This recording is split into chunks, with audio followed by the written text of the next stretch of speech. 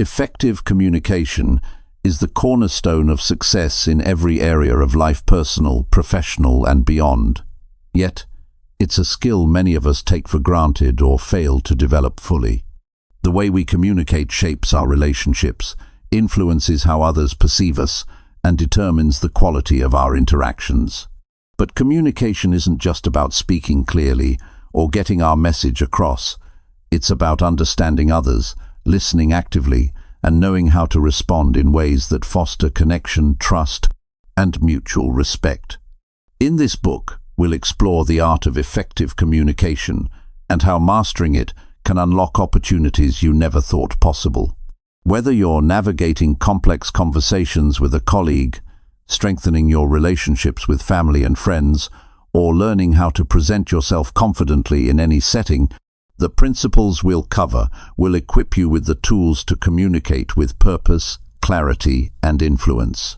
What you'll discover here is not just theoretical knowledge, but practical, actionable advice you can start applying right away. You'll learn how to handle difficult conversations without escalating conflict, how to listen in a way that makes people feel valued, and how to speak with confidence without coming across as arrogant. The goal is simple: to help you understand the impact of your words and actions and give you the strategies to use them to create better outcomes in every interaction. By the time you finish this book, you'll have a deeper understanding of how to communicate effectively with anyone, in any situation. This isn't just about improving your speech or perfecting your body language. It's about mastering a skill that will open doors, strengthen your relationships, and ultimately drive your success. The principles you'll learn will give you a competitive edge in the workplace, enhance your personal life, and lead to stronger, more meaningful connections with those around you. Communication is the key to achieving lasting success, and the journey to mastering it starts here. Every conversation is an opportunity, and by unlocking the secrets of effective communication, you'll be well on your way to building a life of connection, growth, and achievement. Chapter 1. Changing how you think about communication. When you think about communication, what comes to mind? Most people probably think about having conversations, making small talk, or exchanging information.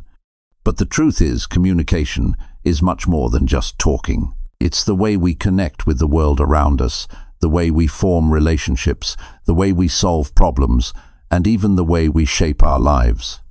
How you communicate directly impacts the relationships you build, the career you develop, and the quality of your life.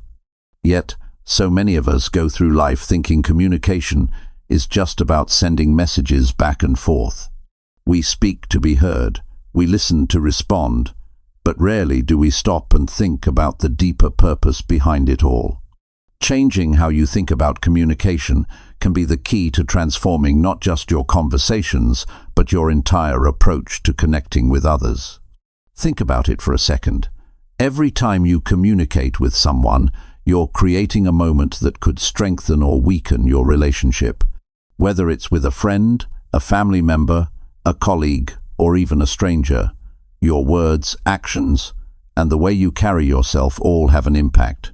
Communication isn't just about exchanging information, it's about creating bonds, understanding others, and expressing yourself clearly. When you start looking at communication this way, everything changes. You stop seeing communication as something you do and start seeing it as a tool that builds something.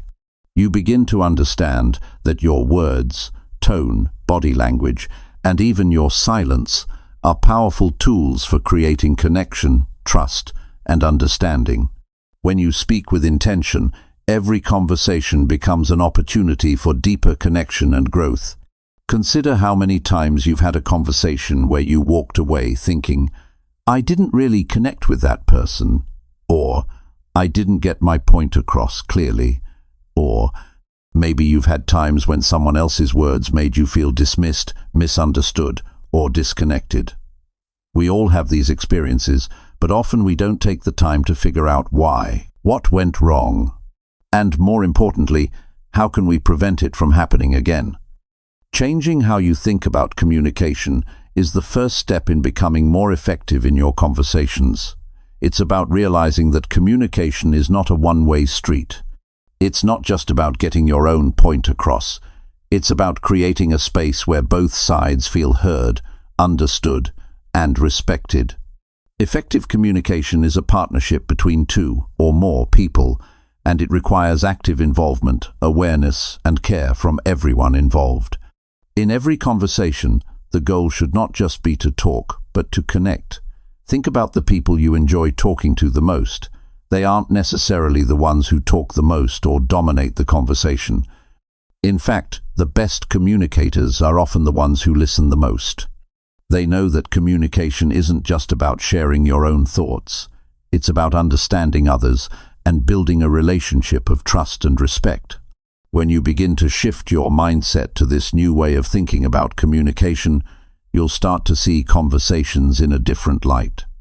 Instead of focusing on what you need to say, you'll start focusing on how you can connect with the other person. What do they need to hear from you? What's the best way to make sure your words are clear and kind? How can you truly understand their perspective and make them feel heard? This shift in thinking doesn't just make your conversations more enjoyable, it also makes them more effective. You'll find that people are more willing to engage with you, more willing to listen, and more willing to open up. They'll feel respected and valued in a way that encourages them to reciprocate the same level of care and understanding. The first step in changing how you communicate is to ask yourself one important question: what do I want to achieve with this conversation? If your goal is to simply be heard, you'll likely only focus on making sure you say everything you need to say. But if your goal is to connect with the other person, you'll start thinking about how to create a back-and-forth exchange where both parties are engaged and the conversation flows naturally. Once you start to look at communication through this lens, you'll realize that every conversation has the potential to be more than just a simple exchange of words. It can be an opportunity to strengthen a relationship, to build trust, or to solve a problem together. And in doing so, you'll be able to make the most out of every conversation, whether it's with a friend, a colleague, or someone you just met. Think about the last time you had a meaningful conversation with someone. It wasn't just about getting through a list of things you needed to discuss. It was about connecting. Maybe you laughed together, shared an experience, or worked through a challenge as a team. That's the power of communication done right. Now imagine how many more of those moments you could create if you approached every conversation with this new mindset. You would have better relationships with the people you care about, more success at work, and greater influence over time. Your conversations would no longer feel like a chore or a task, but an opportunity to connect on a deeper level. But here's the catch. Changing how you think about communication is not an overnight process. It takes time, patience, and practice. You can't expect to go from thinking of communication as just talking to seeing it as a powerful tool for connection without putting in the effort. But that's okay, because once you start making this shift, you'll notice the difference almost immediately. As you move forward, start paying attention to how you communicate.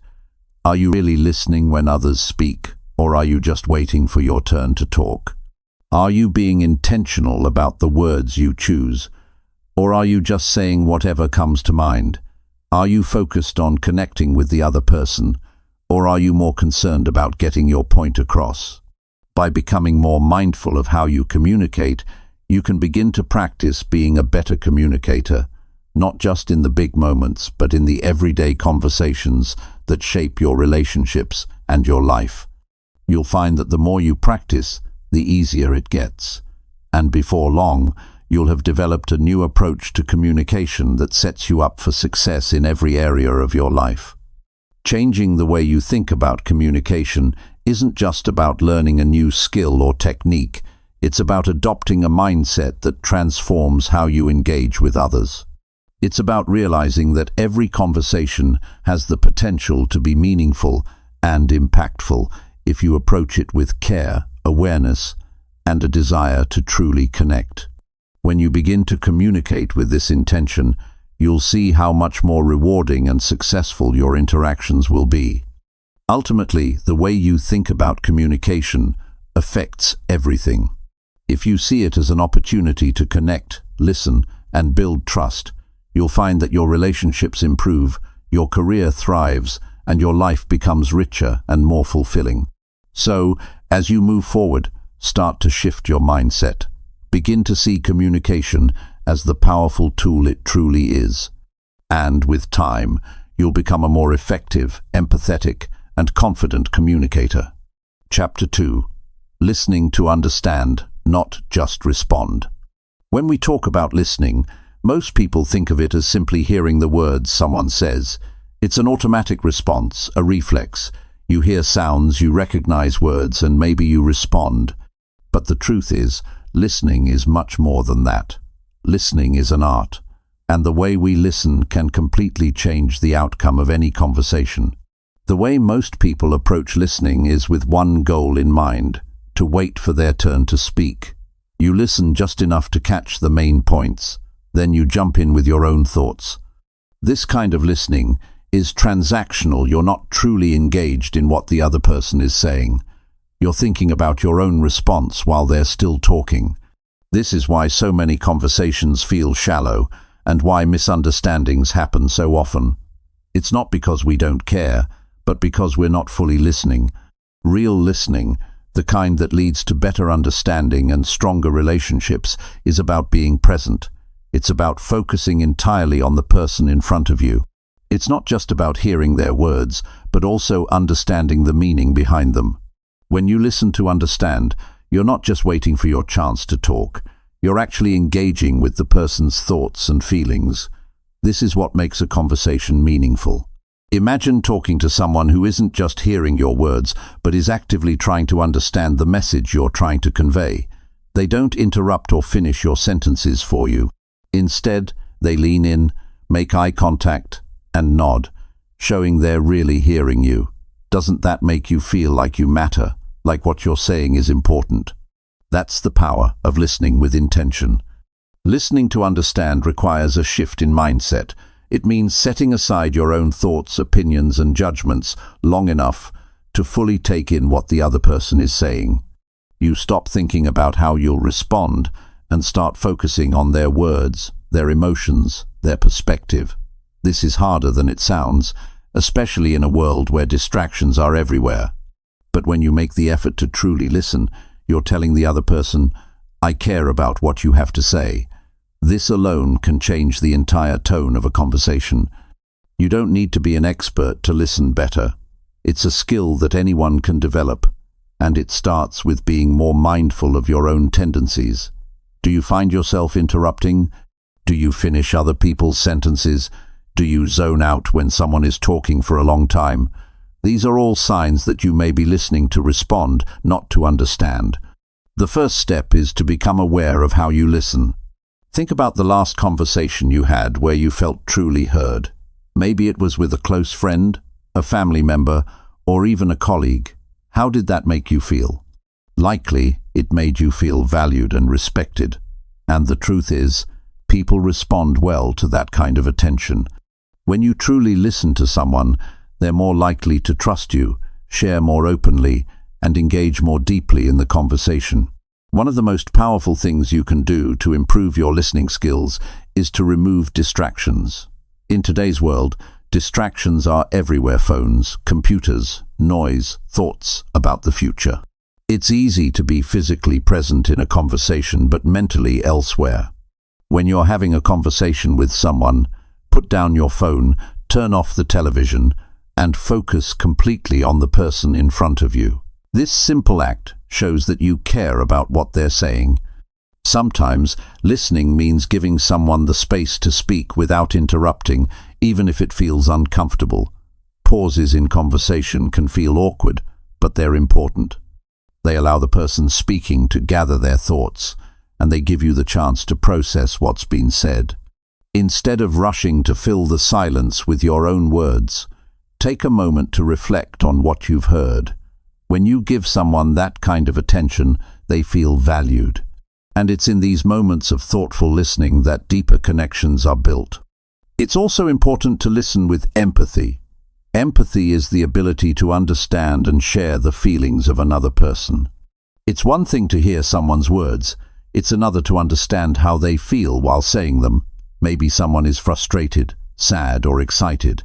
By listening with empathy, you can pick up on the emotions behind the words and respond in a way that shows you truly understand them.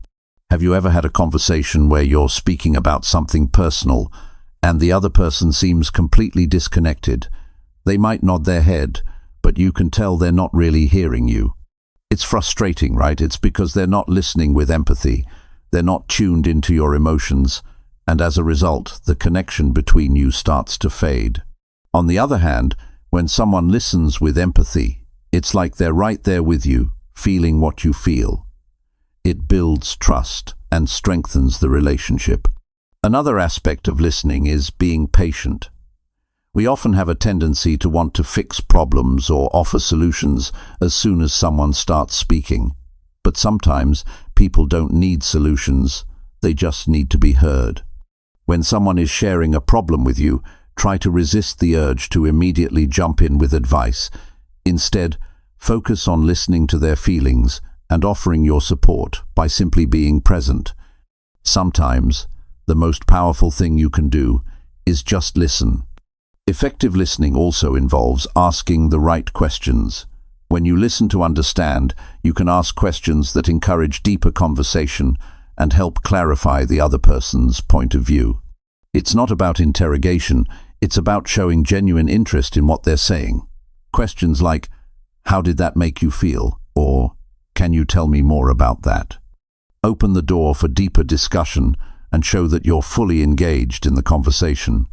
It's easy to think that listening is just passive, that you're just sitting there absorbing information. But the truth is, listening is an active process.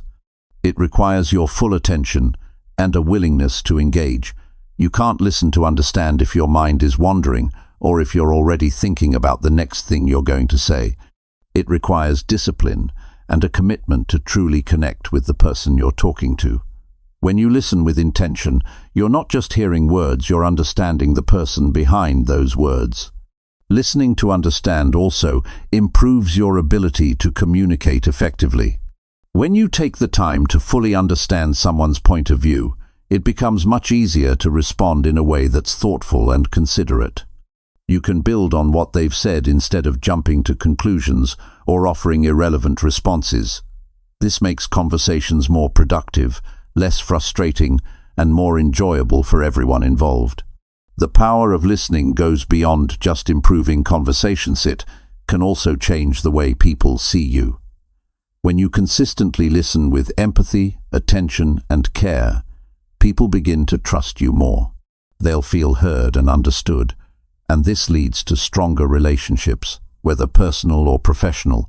People are naturally drawn to those who make them feel seen and valued. So, how do you start practicing listening to understand? It begins with being mindful of your own behavior. Pay attention to how often you interrupt or zone out. Challenge yourself to really focus on the speaker and their message. If your mind starts to wander, gently bring it back to the conversation. Practice empathy by trying to tune into the emotions behind the words. When you listen deeply, you create an environment where people feel safe, valued, and respected. By learning to listen not just with your ears but with your heart and mind, you'll become a better communicator, a better friend, a better partner, and a better leader. You'll find that people open up to you more, share more honestly, and connect with you on a deeper level. And the best part? You'll begin to notice the difference in how your relationships evolve, becoming stronger, more trusting, and more fulfilling. Chapter 3. Your body speaks too. Pay attention. When you're talking to someone, it's not just the words that matter. What you say is important, but how you say it can make all the difference. Communication goes far beyond speech. Your body is constantly speaking, even when your mouth isn't moving. The way you carry yourself, the way you stand or sit, the gestures you use, your facial expressions, these things can either reinforce what you're saying or completely undermine it. Think about it. Have you ever spoken to someone who said all the right things but their body language just didn't match? Maybe their arms were crossed, they weren't making eye contact, or they were looking at their phone while you were talking. Even though the words they were using might have been polite or caring, their body was telling a completely different story. Your body speaks volumes. In fact, it often communicates more clearly than the words you use. Body language has a way of revealing emotions, intentions, and attitudes, sometimes even when you don't realize it. You might be saying one thing, but if your body is saying something else, that's what people will pick up on. It's a natural response. We all do it, whether we realize it or not. If you're telling someone you're interested in what they're saying, but you're slouching or fidgeting, the person you're talking to will likely feel that you're not really engaged. Your body is sending a message that doesn't match your words, and that can lead to confusion or even distrust. This is why paying attention to your body language is just as important as being mindful of your words. If you want to connect with people on a deeper level, you have to communicate clearly with both your words and your body. If your physical cues and verbal cues are aligned, the person you're communicating with is more likely to believe and trust you. But if they're mismatched, it can cause a disconnect.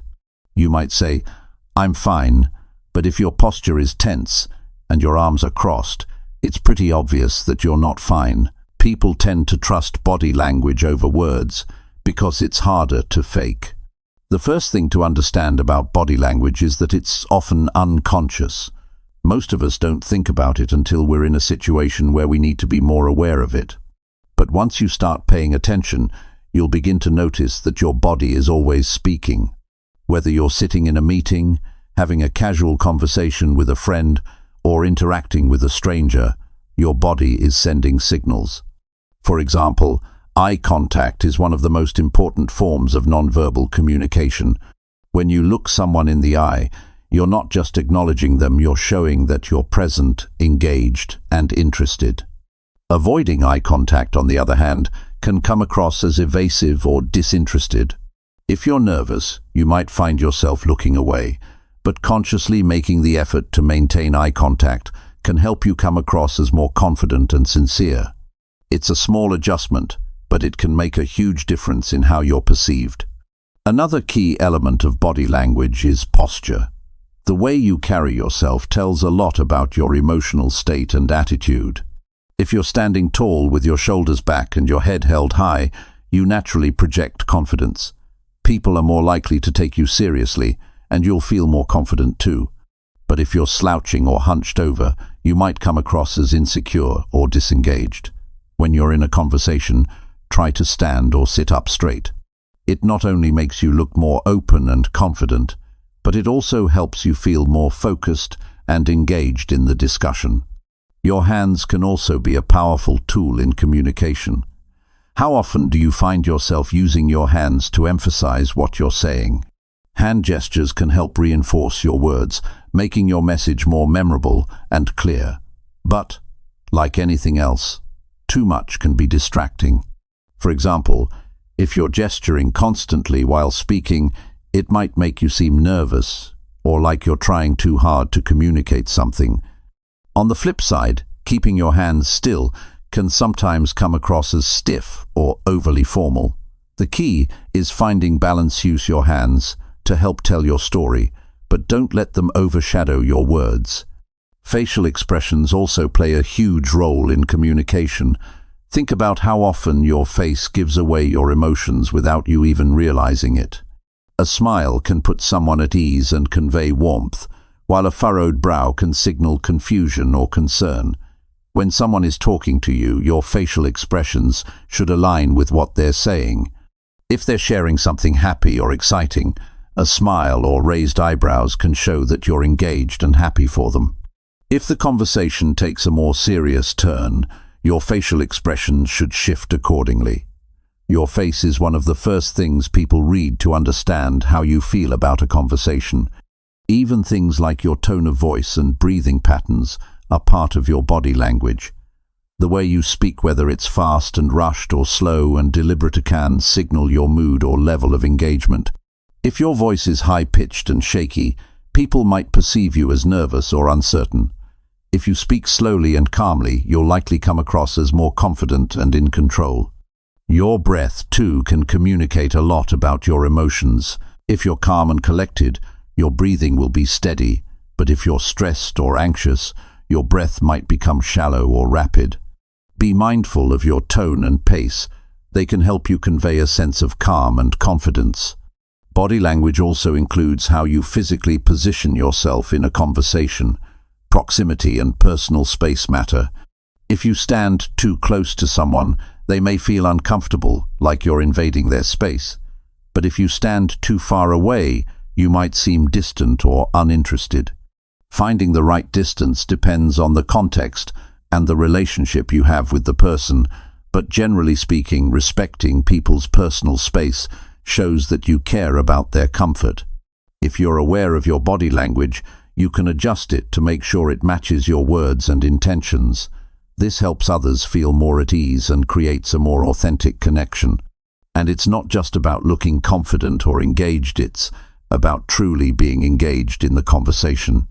If you're shifting around constantly, checking your phone or looking at your watch, it sends the message that you'd rather be somewhere else. On the other hand, if you're giving the other person your full attention, your posture is open, you're making eye contact, your hands are relaxed, it shows that you value what they're saying. Being aware of your body language also means recognizing when someone else's body language isn't matching their words. If someone says, "I'm fine," but their arms are crossed or they're avoiding eye contact, it's a sign that they might not be fine after all. This is where active listening comes into play. By paying attention to both the words and body language of others, you can better understand what's really going on. If you notice signs of discomfort or tension, you might need to adjust the conversation or ask more questions to dig deeper. Mastering the art of body language isn't about being fake or over the top. It's about being intentional with your actions, making sure that your words and your body are working together to create a clear, open, and honest communication experience. It's about making sure the message you're sending is the one that's truly meant to be received. Small adjustments can make a big difference in how others perceive you and how you connect with them. By becoming more mindful of your body language, you can improve your communication skills and make every conversation more impactful. Chapter 4. Speaking clearly. Less is more. When you think about communication, it's easy to assume that more words equal more clarity, but in reality, sometimes less is more. The ability to speak clearly, with precision and purpose, can be the key to making your point effectively. Overloading someone with too many words can confuse them or cause them to tune out, and that's not the kind of communication you want. What matters more than how much you say is how well you say it. We all know someone who talks a lot. Their sentences are long, they use multiple examples, and they keep going even when it's clear the listener isn't following. On the flip side, we also know people who can make their point in just a few words. They cut straight to the chase, they don't waste time, and they leave you with a clear understanding of their message. It's not that the talkative person doesn't have valuable things to say, they just haven't yet figured out how to say it effectively. The person who speaks succinctly, however, has mastered the skill of clear, impactful communication. One of the most effective ways to communicate is by getting to the point quickly. This doesn't mean you should rush through conversations or sound curt, but rather that you should be mindful of the message you want to deliver. Before you speak, think about the core of what you want to convey. Strip away the extra words, the unnecessary filler, and get to the heart of the matter. The clearer you are, the more likely people are to understand your message and take it seriously. A big part of speaking clearly is being aware of your audience. It's easy to fall into the habit of speaking for the sake of speaking, especially when you're nervous or trying to impress someone. But the truth is, when you're speaking to others, you need to consider how they will interpret your message. What do they need to know? What information is relevant? And how can you say it in the simplest way possible? If you're giving a presentation at work or telling a story to a friend, your approach should be similar. Keep it simple and focused on the key points. No one wants to listen to a long-winded explanation or a rambling story. They want to know what's important and why it matters to them. So, practice thinking before you speak. What's the essence of what you want to say? What's the main takeaway for the person you're talking to? A good practice is to imagine that you only have a few seconds to explain your point. What would you say if time was limited? The more you train yourself to simplify your thoughts and speak with clarity, the easier it becomes to communicate effectively in any situation. This isn't about dumbing things down. It's about finding the most straightforward way to communicate a message that people can easily grasp. Another important part of speaking clearly is avoiding unnecessary jargon. It's tempting to use big words or technical terms to make yourself sound more knowledgeable, but often this can backfire. Your goal is not to impress, but to connect. When you use complicated language, it can create a barrier between you and the person you're speaking to, especially if they don't understand the terms you're using. Instead, choose words that everyone can understand, no matter their background or experience. The clearer you are, the more likely your listener will stay engaged and retain the information you're giving them. Have you ever been in a conversation where someone used terms you didn't understand and you just nodded along pretending to know what they were talking about? It's a common experience and it doesn't feel good. Now imagine the opposite. A person speaks to you in a way that is approachable, that uses language you can relate to. It feels comfortable and natural. That's the kind of communication that makes a real impact. The way you structure your thoughts also plays a huge role in clarity. When you're trying to get a message across, it's easy to get sidetracked by tangents or irrelevant details. To keep things clear, you need to organize your thoughts before you speak. If you have multiple points to make, try to present them in a logical order. Start with the most important idea, and then build on it. Avoid jumping around from topic to topic, as this can confuse your listener and make it harder for them to follow what you're saying. For example, if you're telling a story, don't start with the ending. That's a sure way to lose your audience. Instead, begin with the setup. What's the context? Who's involved? What's at stake? Once you've established that, you can move into the events that unfold and then finish with the conclusion. When you follow this structure, your listener can track your thoughts and understand where you're going with the conversation. Another strategy for clear communication is the power of pauses. We live in a fast-paced world, and many of us are in the habit of speaking quickly and filling silence with more words. But taking a moment to pause can actually make your words more impactful. A well-timed pause gives your listener a moment to process what you've just said. It also gives you a chance to collect your thoughts before continuing. Instead of rushing through your point, slow down, take a breath, and allow your words to sink in. Pauses also give you the opportunity to emphasize important points. If you've just said something significant, don't rush on to the next thought. Take a moment to let the importance of your words land. This not only gives your listener time to reflect on what you've said, but also shows that you value your message and want to make sure it's understood. Being clear doesn't mean you have to be overly formal. Communication is much more than just getting facts across. It's about building connections. The more natural and genuine you are, the more likely it is that your message will be received. So don't worry too much about perfecting every sentence. Instead, focus on delivering your thoughts in a way that is honest, direct, and relatable. Sometimes, simplicity can be the hardest part. It's easy to overcomplicate things or get caught up in trying to sound impressive. But speaking clearly is about cutting through the noise and focusing on what really matters. The next time you're in a conversation, whether it's casual or important, think about how you can make your message as straightforward as possible. What can you take out? What's unnecessary? Clarity is not about saying everything you know, it's about saying exactly what needs to be said. One more thing to keep in mind is that speaking clearly also means speaking confidently. When you know what you're saying and you've organized your thoughts, you'll naturally feel more confident. And confidence has a huge impact on how your words are received.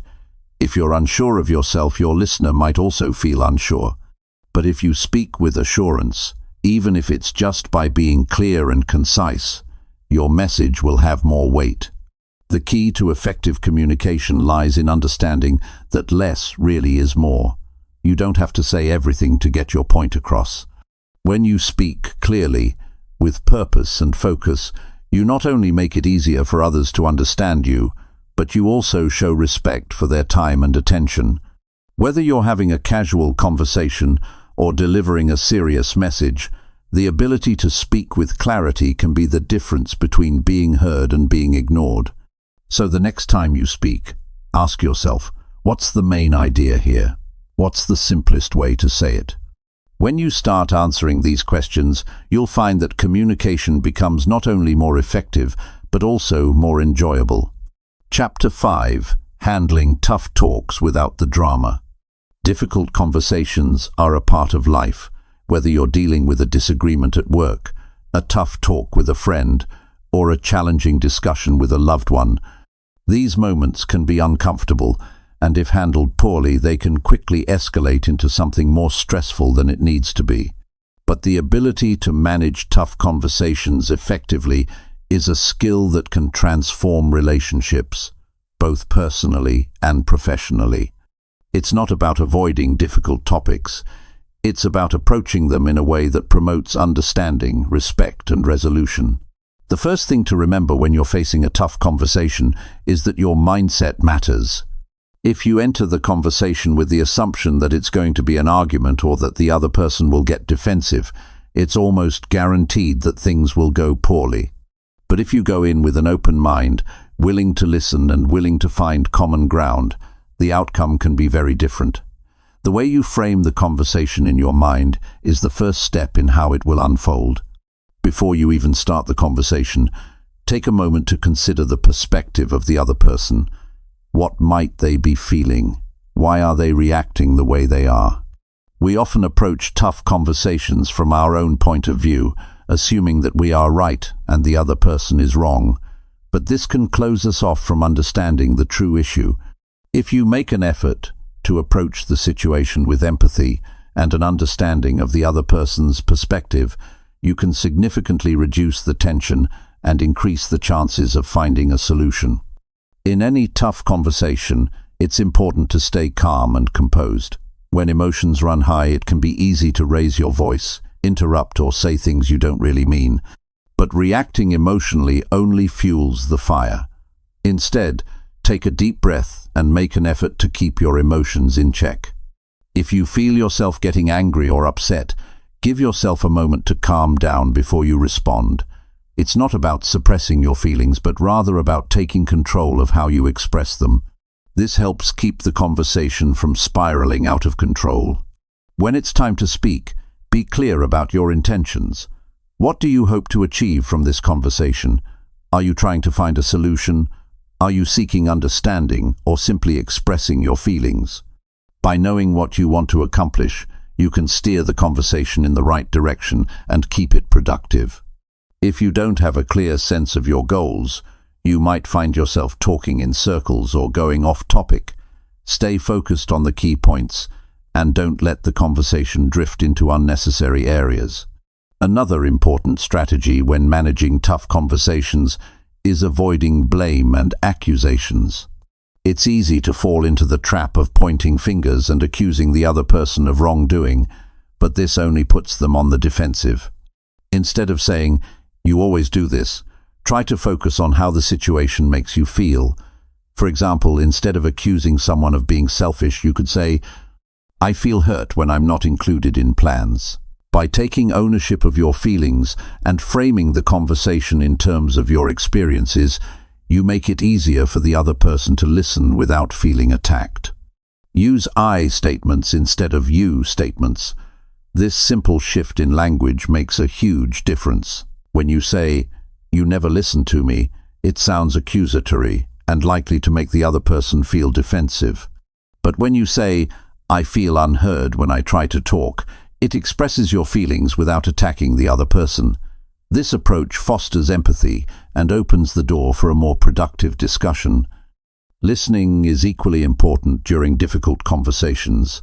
It's easy to get caught up in defending yourself or making your point, but true communication involves listening just as much as it involves speaking. Give the other person the space to express their feelings and really listen to what they're saying. This doesn't mean just hearing their words. It means understanding their perspective and acknowledging their emotions. Acknowledge what the other person is saying, even if you don't agree with them.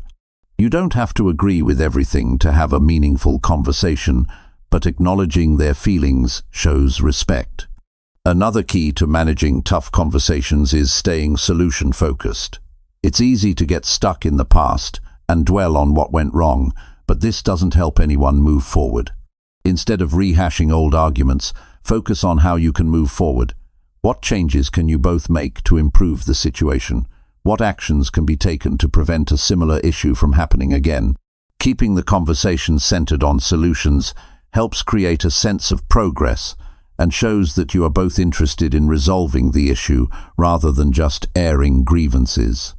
If the conversation starts to escalate or become unproductive, don't be afraid to take a break. Sometimes a short pause can help everyone collect their thoughts and calm down. This isn't about avoiding the issue. It's about creating the space needed for a more constructive discussion. It's okay to say, "I think we both need a few minutes to cool off before we continue." This shows that you are committed to resolving the issue, but you want to do it in a way that's calm and thoughtful. During difficult conversations, it's important to avoid personal attacks. Name-calling, insults, or belittling remarks will only escalate the situation and cause lasting damage to the relationship. Instead, focus on the specific issue at hand.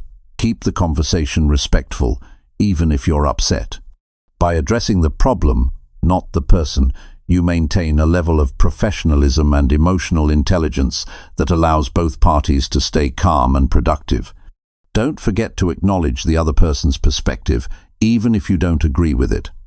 Showing that you understand where they're coming from doesn't mean you have to agree with them, but it creates an atmosphere of mutual respect. When people feel heard and understood, they're more likely to listen to your point of view and be open to compromise. When it comes to resolving the issue, be open to compromise. You might not get everything you want, and neither will the other person. But if you approach the conversation with a mindset of collaboration rather than confrontation, it becomes easier to find a middle ground. The goal isn't to win the argument, it's to come to a solution that works for both sides. Sometimes that means making concessions and finding creative ways to meet each other's needs.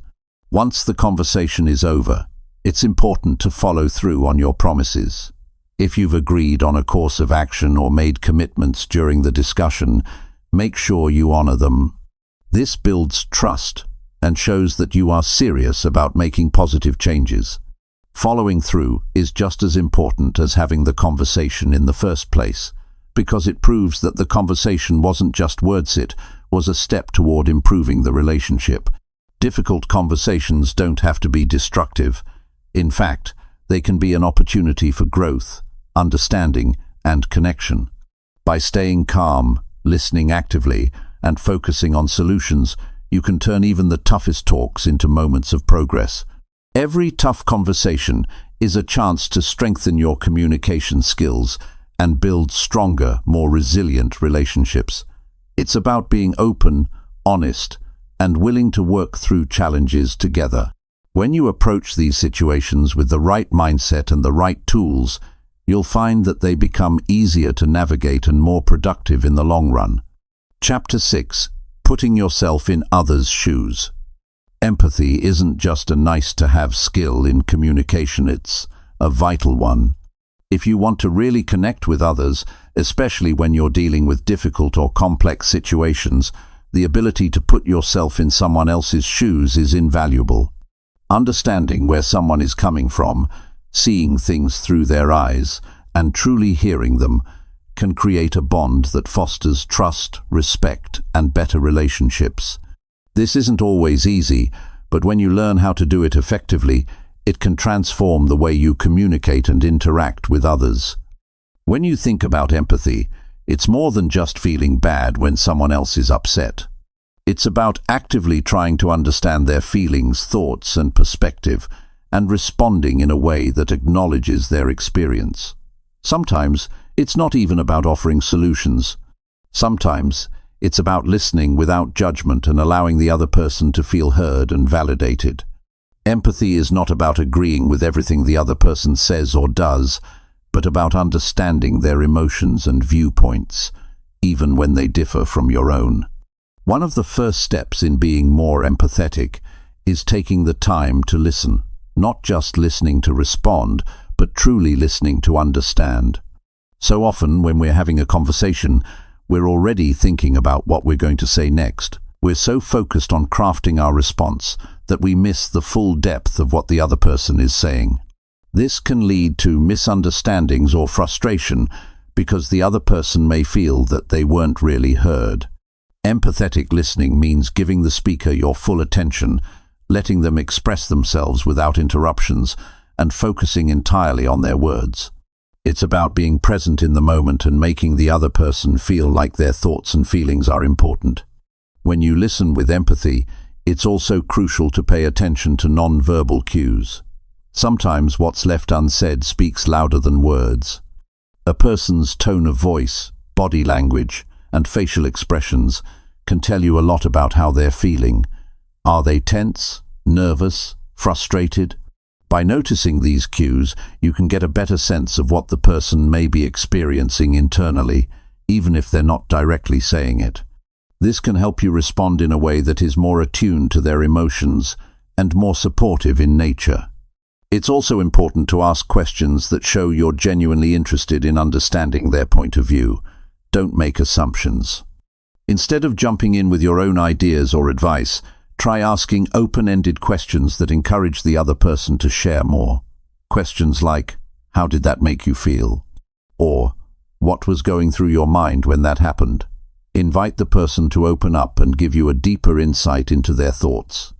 These types of questions also help the other person feel valued, because it shows that you care about their experience. Another way to practice empathy is by validating the other person's feelings. This doesn't mean you have to agree with them, but simply acknowledging their emotions can go a long way.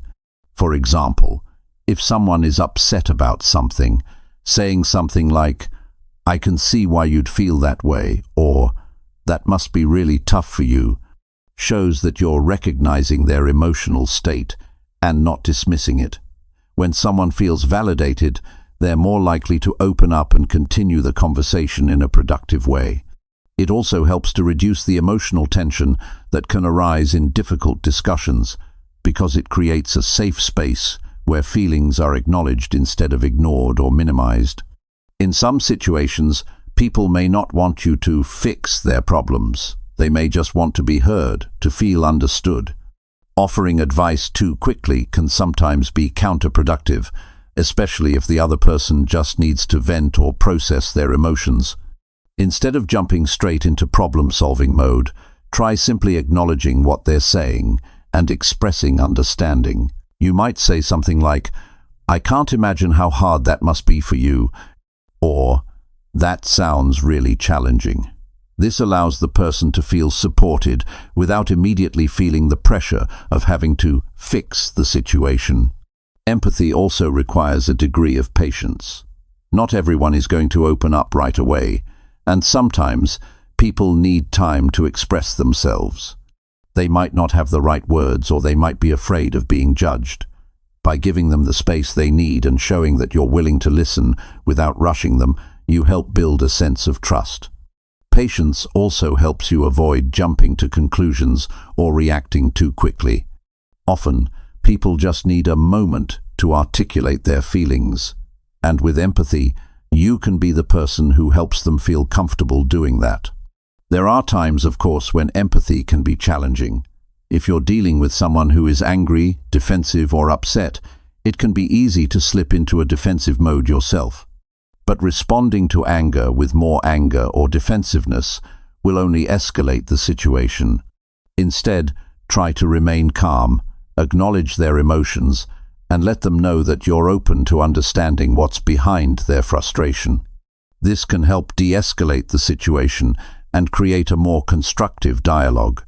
By keeping your own emotions in check and responding with empathy, you're setting the tone for a more positive interaction, even when things get tough. Empathy doesn't only apply to difficult conversations, though. It can also enhance everyday interactions. The ability to show empathy in casual conversations can strengthen your relationships, whether you're talking to a colleague, a friend, or a family member. For example, if a friend shares something exciting with you, showing enthusiasm and joy for their success is a form of empathy. On the other hand, if they share something difficult, offering a kind word or simply being there to listen can make a world of difference. The more you practice empathy in everyday interactions, the more natural it will become to bring that same level of understanding and connection into your tougher conversations. When you take the time to understand others, you also begin to understand yourself more. Empathy helps you become more aware of your own feelings and reactions, which can lead to deeper self-awareness. It can also improve your ability to communicate your own needs and emotions, since you've practiced articulating feelings in a way that respects both your own and others' experiences. At its core, empathy is about recognizing the humanity in others. It's about understanding that everyone is dealing with their own challenges, fears, and emotions. When you practice empathy, you're making a conscious effort to connect with others in a way that is compassionate and understanding. In return, you not only strengthen your relationships, but also build a reputation as someone who values and respects the feelings of those around them. The more you practice empathy, the more naturally it will become a part of your communication. You'll start to notice the subtle cues people give off, the emotions that lie beneath their words, and the deeper meaning behind their actions. By being attentive, patient, and open to understanding, you'll find that your relationships become more meaningful and your ability to communicate improves. Empathy is a powerful tool that has the potential to transform how you connect with others and ultimately to build stronger, more positive relationships in every area of your life. Chapter 7. Practice makes perfect. Improving every day. Improving communication is a gradual process and one that requires ongoing effort. You're not going to suddenly become an expert communicator overnight. But the good news is, with consistent practice, you can make meaningful progress. This is why daily effort is so important. Just like anything in life, the more you practice, the better you get. Communication is no different. It's easy to think that you've got it all figured out after a few successful interactions. But the truth is, the best communicators are always refining their skills. It's easy to fall into a routine where you don't actively think about your communication. You get comfortable, and before you know it, you're back to your old habits, interrupting others, speaking too fast, not listening, or letting emotions take control. To break free from this, you need to make conscious effort every day. It's not enough to expect improvement just by hoping for it. The key is to integrate small practices into your day-to-day interactions so that it becomes second nature. One powerful way to improve your communication skills is by taking time every day to listen. It sounds simple, but this is often overlooked. We're constantly distracted by our phones, emails, and other external noise, so we don't always give people the attention they deserve when they're speaking to us. To truly improve, you need to commit to really listening in every conversation. This means giving your full attention, putting down your phone, and tuning out distractions. The more you focus on the person in front of you, the more you'll understand their message, and the more effectively you'll be able to respond. A daily habit of practicing active listening can make a huge difference. Active listening involves not just hearing the words, but understanding the feelings and ideas behind them. It's about engaging with the speaker, asking clarifying questions when you're unsure, and reflecting back what you've heard to make sure you've understood correctly. By practicing active listening every day, you'll start to notice patterns in the way people communicate. You'll be better at recognizing emotions and intentions, which will make you more effective in responding. Another essential part of improving communication is being mindful of your body language. It's not just about what you say, but how you say it. Your posture, eye contact, facial expressions and gestures all convey important messages that can either support or contradict your words. If you're speaking in a confident tone but avoiding eye contact or crossing your arms, it sends mixed signals. Your body language should align with the message you're trying to communicate. Over time, becoming more aware of how your body communicates can help you build stronger connections with others and make your conversations more impactful. One way to practice this is by recording yourself during conversations or presentations. You can do this when you're speaking to a friend, a colleague, or even in a mirror. Watching yourself communicate will give you insights into your body language and how you come across to others. You might realize you fidget or avoid eye contact without even knowing it.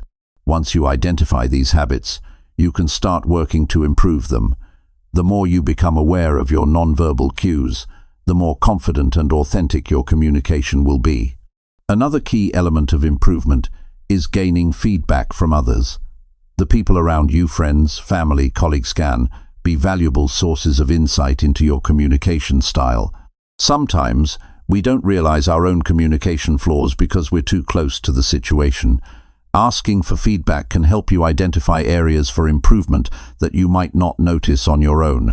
It could be something as simple as the tone you use when you're stressed, or how you interrupt people without meaning to.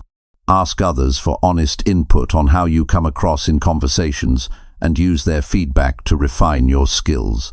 It's also helpful to set small goals for yourself when practicing communication. Instead of trying to overhaul everything at once, focus on one aspect of communication at a time. For example, you might decide to work on listening more intently during your meetings at work, or you could commit to speaking more slowly when you're explaining something important. By narrowing your focus, you can see clear improvements more quickly, which can help motivate you to keep going. Celebrate the small victories, like staying calm in a heated discussion or actively listening during a conversation with a colleague. One of the best ways to improve is by reading and learning about communication. The more you understand the principles behind effective communication, the more conscious you will be of the choices you make when interacting with others. There are countless books, articles, and podcasts out there that focus on communication skills. Reading about different strategies and techniques can provide you with new ideas to try. It can also help you develop a deeper understanding of why people communicate the way they do, which will make you more empathetic and adaptable in your own interactions. Every time you engage with someone, it's an opportunity to practice and refine your communication skills. The more you put them into action, the more naturally they'll come. Communication doesn't just happen when you're having a big conversation. It's a part of everything you do. Whether you're sending a quick text, giving a presentation, or catching up with a friend, each moment is an opportunity to practice. Over time, you'll develop the confidence and skills to handle all sorts of conversations with ease. To keep yourself on track, review your progress regularly. At the end of each day, take a moment to think about the conversations you had and how you could have communicated more effectively. Were there moments when you could have listened better or been more mindful of your tone? Were there areas where you felt like you could have been clearer in expressing your ideas? Reflecting on your daily interactions helps you identify areas for improvement and make small adjustments for the future. The more you review your progress, the faster you'll grow as a communicator. Remember, improvement doesn't always happen in leaps and bounds. Sometimes it's a matter of small, consistent changes that accumulate over time. You may not see huge changes right away, but every day you put in the effort, you're making progress. Just like working out, it's the steady, consistent effort that pays off in the long run.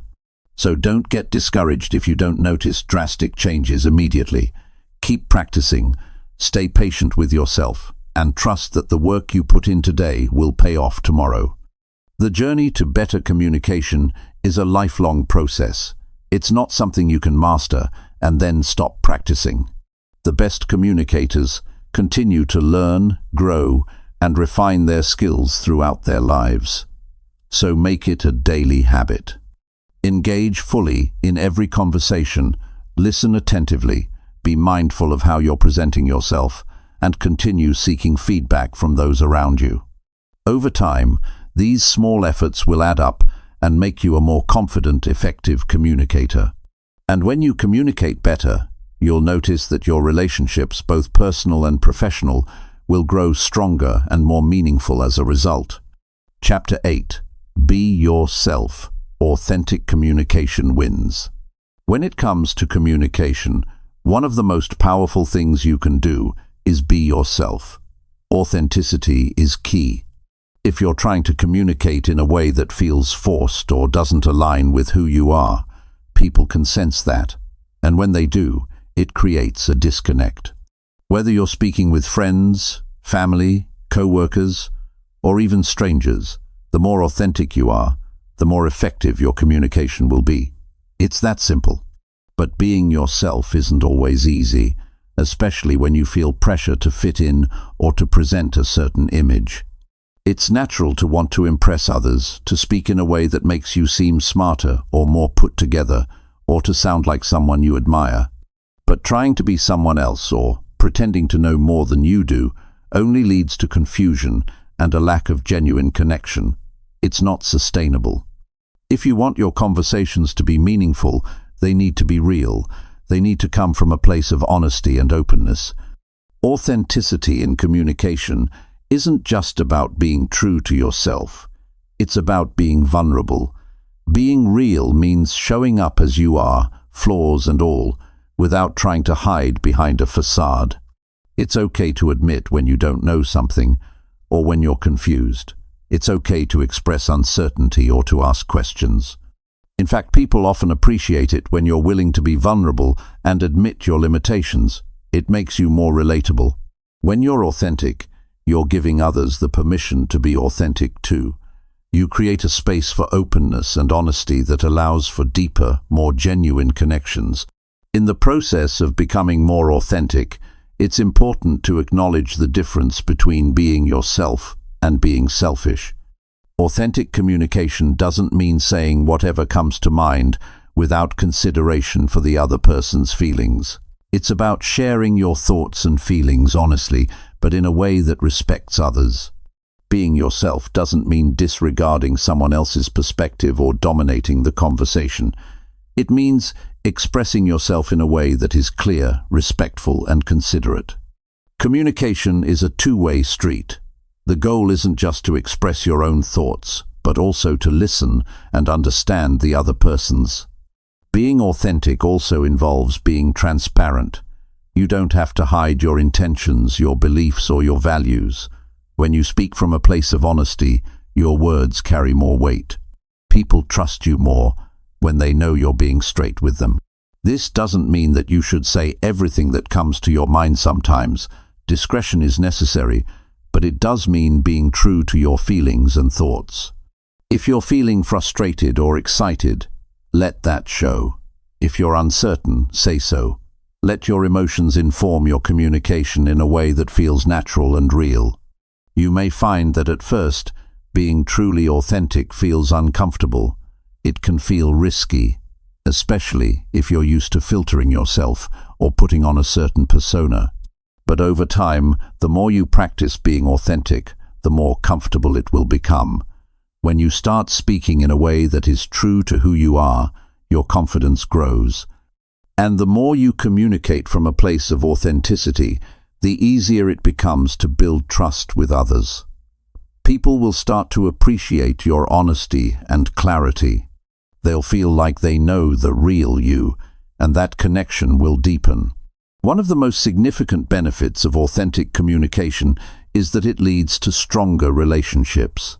When you communicate in a way that is open and genuine, it invites others to do the same. You create a dynamic where both parties feel free to express themselves without fear of judgment. It makes conversations more comfortable, more natural, and more meaningful. Whether you're talking to a friend, a romantic partner, or a colleague. Authenticity fosters an environment where both people feel heard, understood, and valued. Sometimes, though, you might worry that being too authentic could make you vulnerable or expose you to judgment. This fear is natural, but the truth is, people are often more accepting than we give them credit for. Being authentic doesn't mean being overly blunt or sharing every thought that crosses your mind. It's about showing up as you are, in a way that feels genuine and respectful.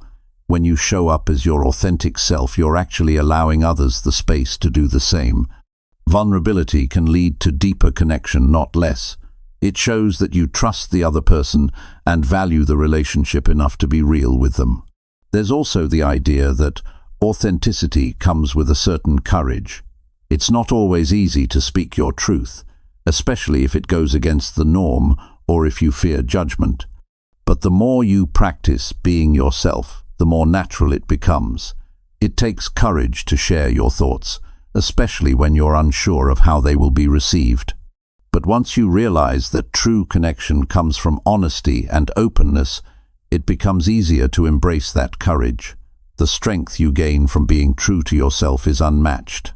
It's liberating to know that you don't have to hide parts of yourself in order to connect with others.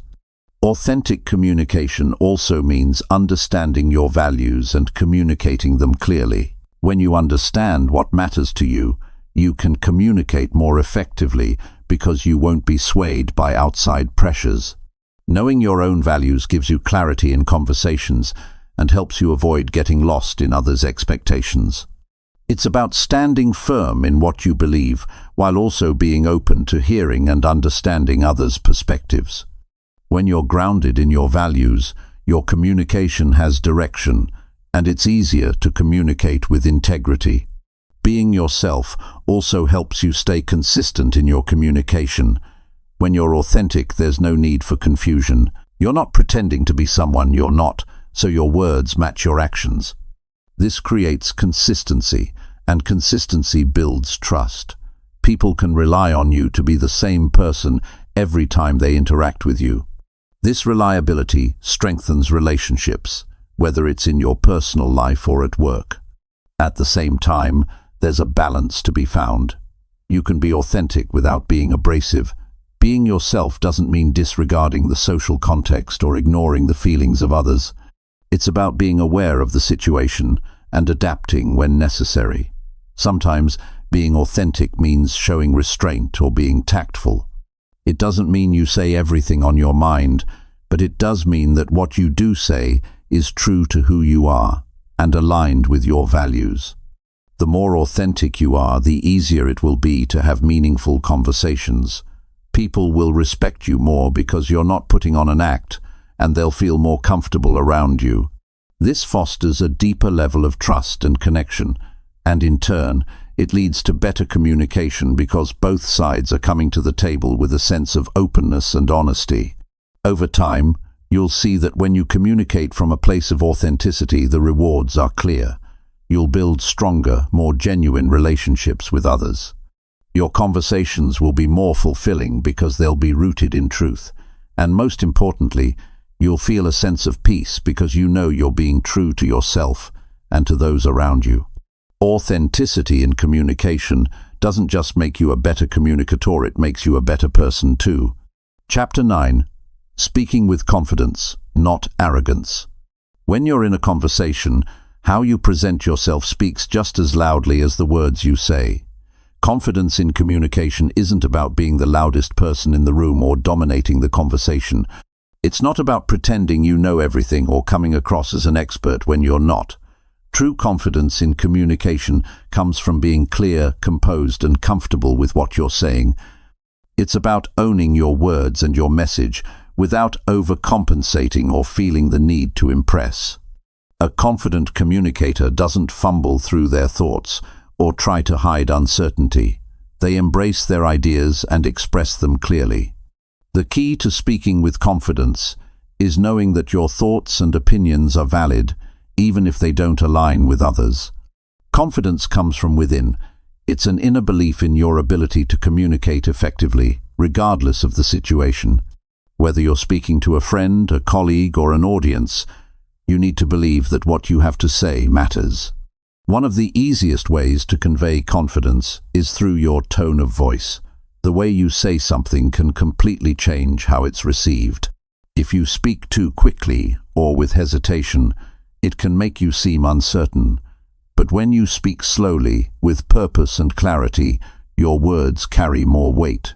You don't have to shout or over-exaggerate, but a calm, steady tone can go a long way in conveying confidence. Pay attention to how you speak. Are you rushing through your sentences?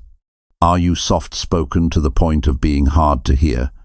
Practice speaking in a clear, controlled voice that reflects confidence without sounding forced. Body language is another crucial part of confident communication. If you're speaking with your arms crossed or looking at the floor, you're sending a message of uncertainty or disinterest. Confident people stand tall, make eye contact, and use gestures to emphasize their points. Even small things, like uncrossing your arms or leaning slightly forward, can make a big difference in how your message is received. When you're confident, you're more likely to engage with others. You'll notice that people are more likely to respond positively when you're open, approachable, and present in the moment. Another element of confidence is not being afraid to pause. It's easy to fill every silence with words, but sometimes taking a moment to pause can show that you're composed and in control. Pauses allow you to collect your thoughts, emphasize a point, or simply give your listener time to absorb what you've said. A well-timed pause can create a sense of anticipation, drawing people in and making them pay closer attention to your words. Don't be afraid of a little silence. Sometimes it's the most powerful part of a conversation. The way you prepare for conversations can also affect your confidence. If you know you're going into a discussion where you'll need to present ideas or address a difficult topic, preparation is key. Think about what you want to say ahead of time and try to anticipate any questions or objections that might come up. This doesn't mean you need to script every word, but having a general sense of the direction you want the conversation to take will make you feel more at ease. The more prepared you are, the more confidently you can speak, knowing that you're not caught off guard by what's being said. Confidence doesn't come from pretending to be perfect or always having the right answer. It comes from accepting that mistakes happen and being okay with them. When you make a mistake or say something wrong, it's okay to admit it. A confident communicator doesn't crumble under pressure. They acknowledge their mistakes and move forward. This ability to accept imperfection actually makes you more relatable and trustworthy. People appreciate someone who is genuine and willing to admit when they're wrong, rather than someone who tries to cover up mistakes or deny them. When you speak with confidence, you naturally build credibility. People are more likely to trust you and take you seriously when you speak in a calm, assured manner. You might not always be the most knowledgeable person in the room, but when you communicate with confidence, people will listen. Confidence in communication is about trusting your own voice and allowing your message to be heard. Whether you're sharing an opinion or providing information, confidence helps others believe in your ideas. There's also the idea of finding your authentic voice. This is a huge part of speaking confidently. You might think of confidence as something that comes from mimicking others, maybe a colleague who always speaks with authority, or a public figure who never seems nervous. But the truth is, real confidence comes when you stop trying to imitate someone else and just embrace your own style. Your voice is unique to you, and that's where your true confidence lies.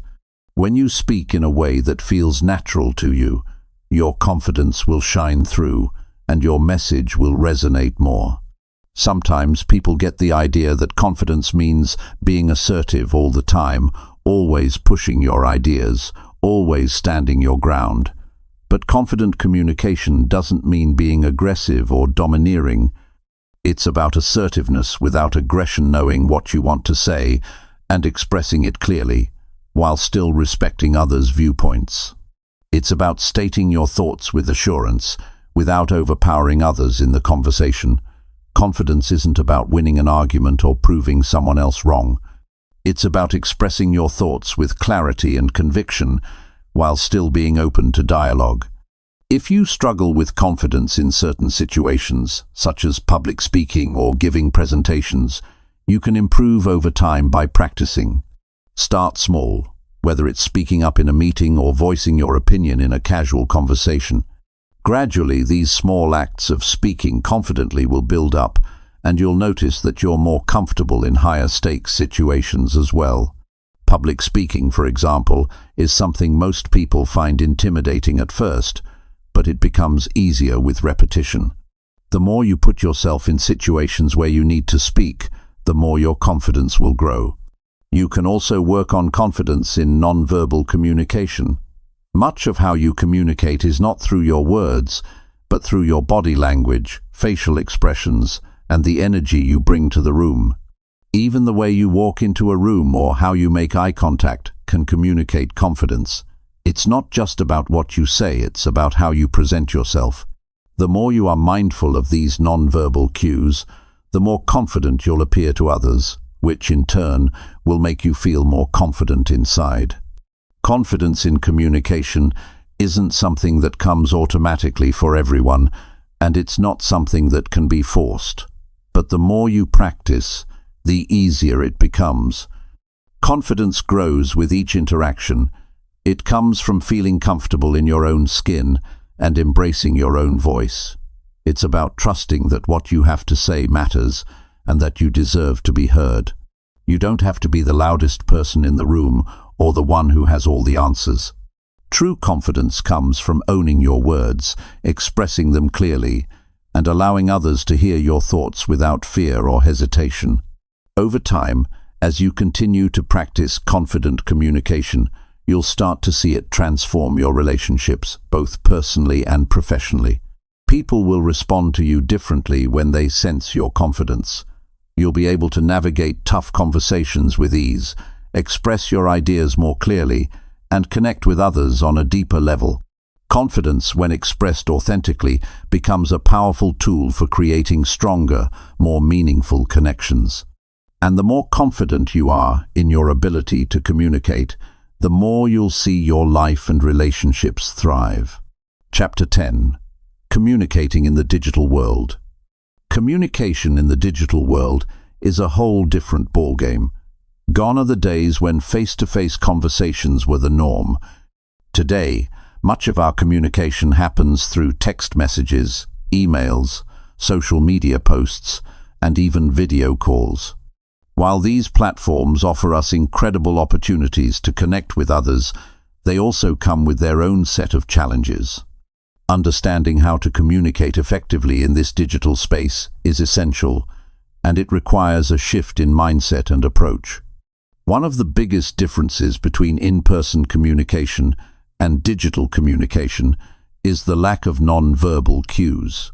In face-to-face interactions, we rely on body language, facial expressions, and tone of voice to gauge how someone is feeling or what they truly mean.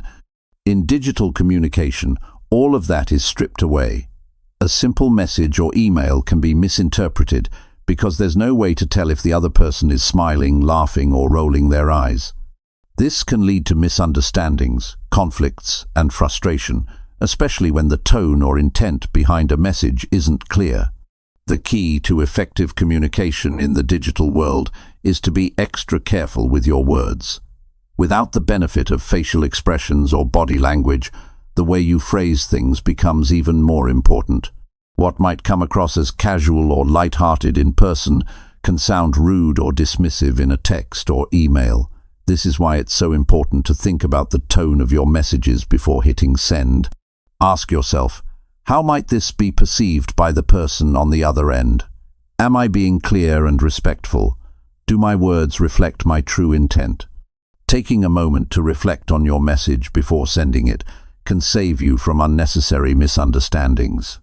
It's also easy to forget that digital communication doesn't allow for the same back-and-forth rhythm that in-person conversations do. When you're having a conversation face-to-face, there's a natural flow. You speak, they respond, and the back and forth continues. In the digital world, however, Especially when you're dealing with emails or text messages, there's often a delay.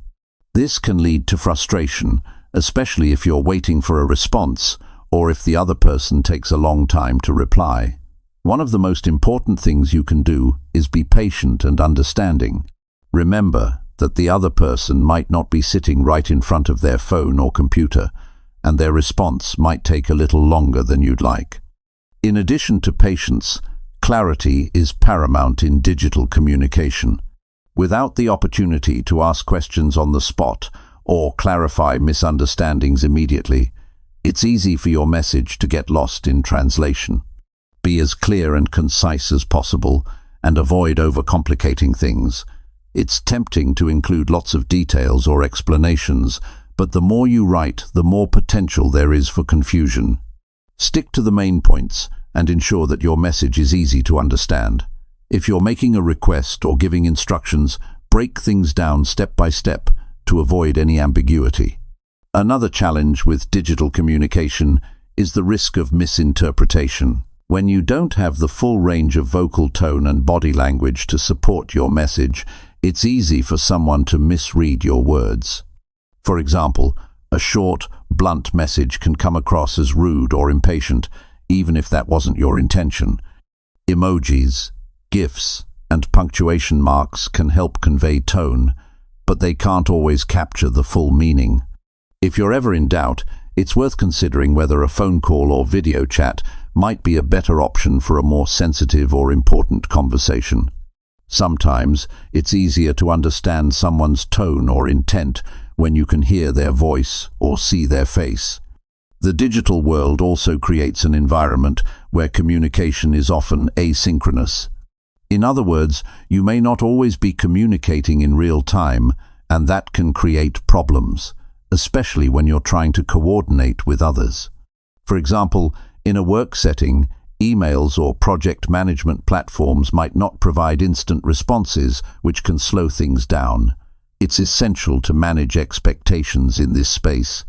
If you need an immediate response, make sure to note that in your message.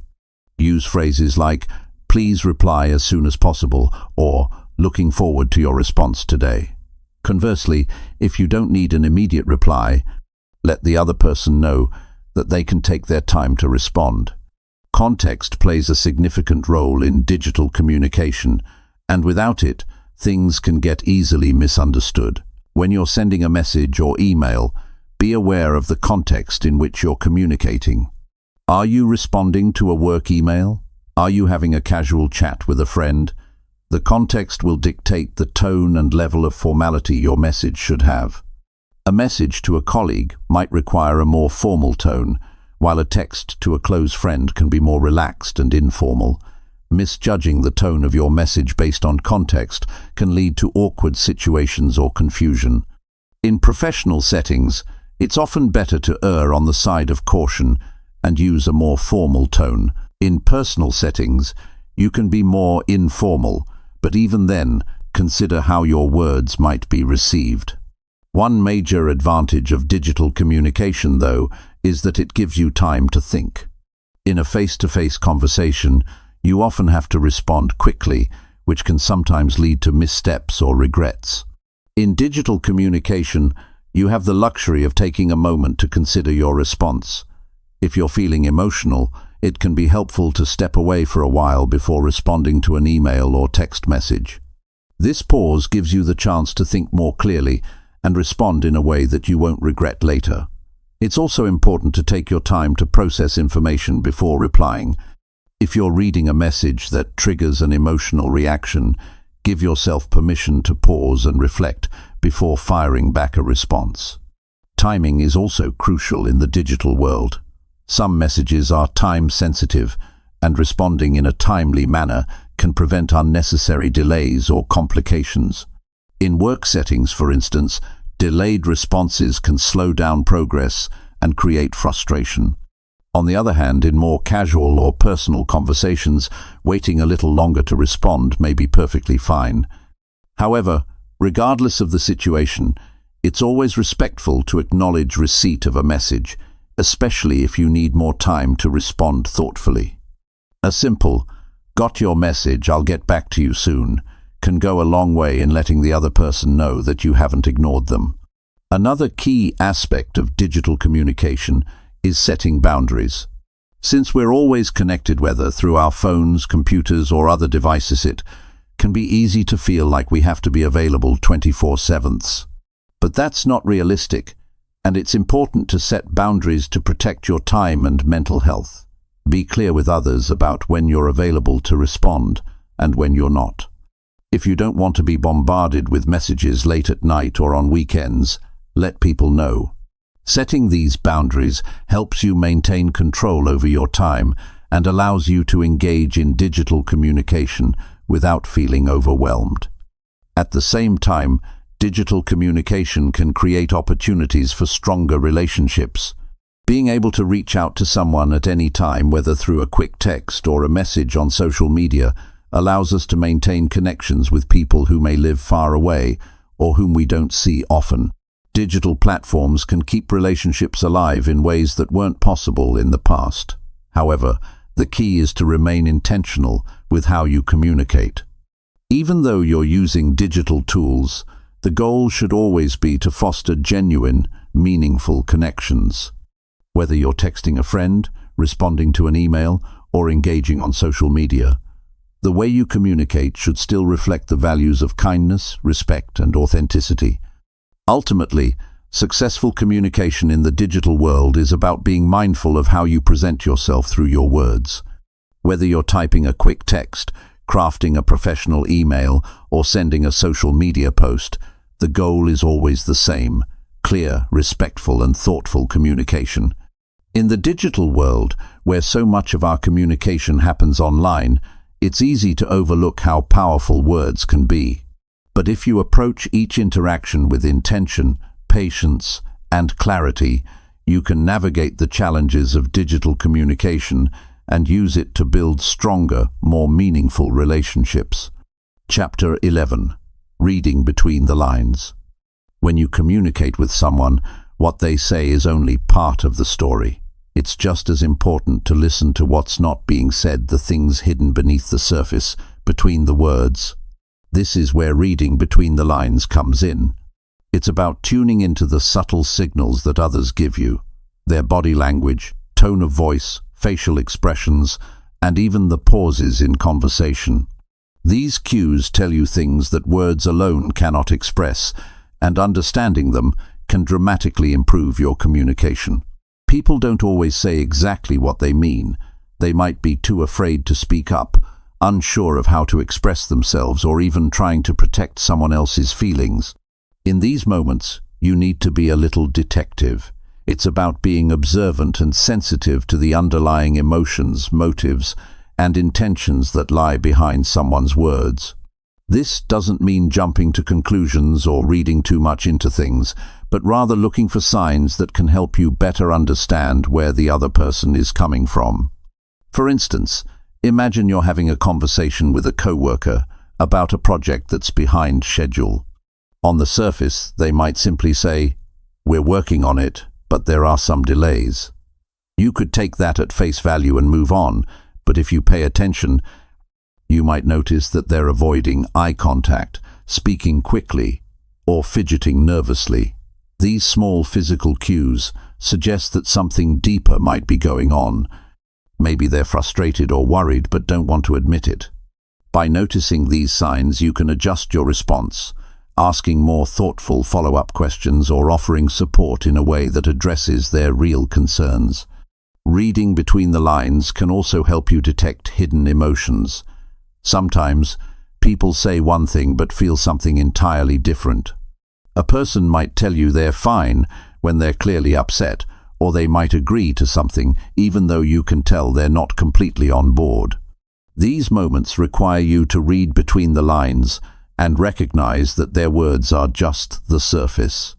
How they say it, the hesitation in their voice, the way their eyes dart around, the tightness in their posture could reveal that they're not being fully open. By picking up on these signals, you can approach the situation with more empathy and understanding. Tone of voice is an especially powerful tool when it comes to reading between the lines. The same words can convey completely different meanings depending on how they're said. A simple phrase like, "I'm not angry," can have a very different impact depending on whether it's said with a calm, soothing voice or with a sharp, defensive tone. Often, the emotion behind the words is in the tone itself, not the content of the sentence. This is why it's so important to listen with not only your ears but your whole body. You can tell when someone's tone doesn't match their words, and that's your clue that there's more going on than meets the eye. Another important thing to consider when reading between the lines is context. What's going on in the person's life or the situation around them? Context plays a huge role in how we communicate. Someone who is stressed at work or dealing with personal issues may not communicate as clearly or effectively as they normally would. They might seem distracted, curt, or even short-tempered. But if you're aware of the context, you can interpret their words with more understanding. Instead of taking their frustration personally, you can see it for what it likely is: stress manifesting in their communication. Understanding the bigger picture allows you to approach these situations with more patience and compassion. People also communicate through their silences, which are just as revealing as their words. A long pause in a conversation often means that someone is thinking carefully about their response, weighing their options, or perhaps even trying to gather the courage to say something they're unsure about. In some cases, silence might also indicate discomfort, confusion, or a desire to avoid a topic. When there's a pause, it's easy to jump in with your own response, but if you wait a moment, you might discover that the person is still processing their thoughts. This can create an opening for a deeper, more meaningful conversation. The key to reading between the lines is patience and empathy. You need to be willing to go beyond surface-level conversation and pay attention to what's happening around the words. People don't always know how to express their feelings or what's going on in their minds, and that's where you come in. By being sensitive to these cues, you can gain deeper insights into their emotional state and respond in a way that's thoughtful and supportive. In a professional setting, being able to read between the lines is essential for effective teamwork and leadership. If you're a manager, for example, picking up on subtle signals from your employees can help you understand their concerns, even if they're not expressing them directly. If an employee seems distracted or stressed but isn't vocal about it, recognizing that can prompt you to offer assistance or check in with them. It shows that you care about more than just the work they produce. You care about their well-being. By doing this, you build trust and create an environment where people feel comfortable opening up when they need support.